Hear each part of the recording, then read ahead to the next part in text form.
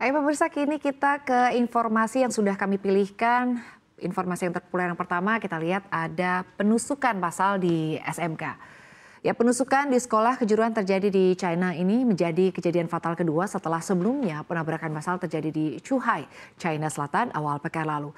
Kejadian ini terjadi Sabtu waktu setempat di Sekolah Kejuruan Seni dan Teknologi Wuxi Vocational College di Xiying, bagian dari kota Wuxi di Provinsi Timur Jiangsu. Tersangka merupakan seorang pria 21 tahun ditangkap di tempat kejadian yang merupakan mantan siswa sekolah tersebut. Secara rinci, saksi mata mengatakan sempat melihat para siswa berlarian dengan membawa koper mereka. Tersangka disebut datang kala kelas masih berlangsung. Sementara itu, seorang profesor Universitas Fudan mengatakan kasus-kasus balas dendam tanpa pandang bulu terhadap masyarakat di China kini mulai terjadi. Ciri umumnya sama, di mana tersangka merasa kurang beruntung dan memiliki masalah kesehatan mental. Mereka percaya telah diperlakukan tidak adil dan tak memiliki cara untuk didengar. Wuxi Vocational College di China merupakan sekolah untuk mempersiapkan siswa guna bekerja di berbagai industri termasuk manufaktur kawat dan kabel, desain interior, pemasaran, dan bidang lainnya. Perguruan ini merupakan bagian dari upaya pemerintah untuk mengarahkan lebih banyak anak muda ke pelatihan khusus pekerjaan, bukan ke universitas yang kelebihan peminat karena pengangguran kaum muda yang meningkat.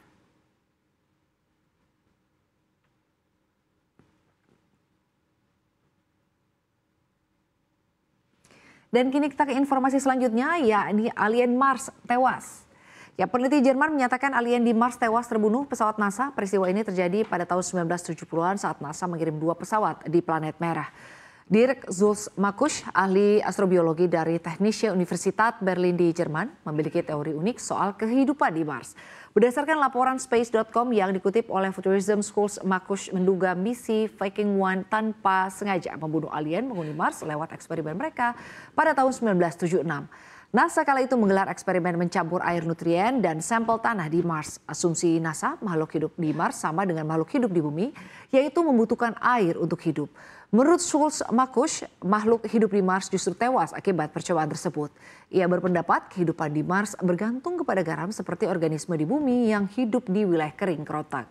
Salah satu organisme yang hidupnya bergantung dari garam adalah mikroba di padang pasir Atacama di Chile. Ia mengatakan misi Viking tanpa sengaja membunuh organisme yang mereka angkut dengan mencampurkan terlalu banyak air.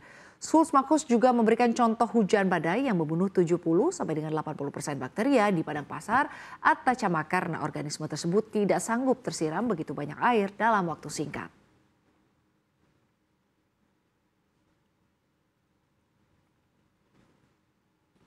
Kini kita ke informasi berikutnya, pemirsa, uang pensiun Jokowi.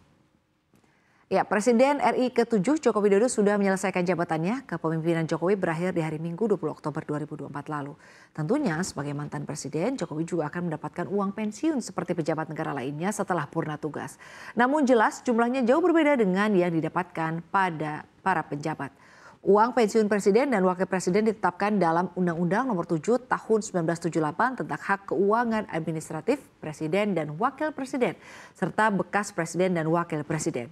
Dalam aturan, para pensiunan presiden dan wapres akan mendapatkan uang pensiun 100% gaji pokok terakhir. Perlu diketahui, gaji presiden mencapai 30,2 juta rupiah atau 6 kali lebih besar dari gaji tertinggi PNS sebesar 5,04 juta rupiah per bulan. Namun presiden dan wakil presiden yang pensiun tidak akan mendapatkan tunjangan setelah masa jabatannya habis. Di mana tunjangan bulan sekitar 32,5 juta rupiah. Selain itu, presiden juga berhak mendapatkan tunjangan rumah yang disediakan negara. Tunjangannya mencakup biaya seperti pemakaian air, listrik dan telepon, serta perawatan kesehatan keluarga.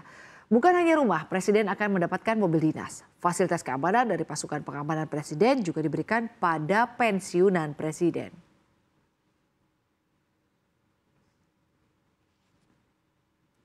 Kita ke informasi berikutnya pemirsa, yakni pengusaha hotel yang teriak.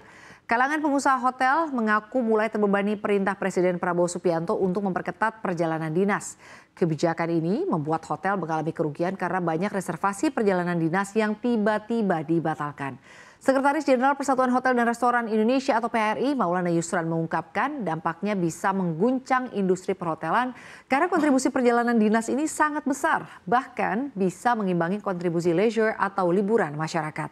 Adapun dampak pembatalan perjalanan dinas merata terjadi pada seluruh wilayah Indonesia, baik destinasi wisata seperti Bali dan Yogyakarta maupun wilayah lain, dengan total cancellation hampir 40 hingga 50%.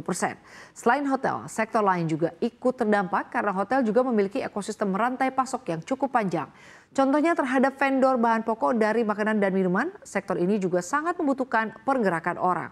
Sebelumnya dalam Rakornas pemerintah pusat dan daerah, Presiden Prabowo memberikan arahan kepada seluruh pimpinan daerah untuk mengedepankan efisiensi dan produktivitas dalam tugas. Instruksi tersebut kemudian ditindaklanjuti Menteri Keuangan Sri Mulyani yang meminta para pejabat negara melakukan efisiensi belanja perjalanan dinas untuk tahun anggaran 2024.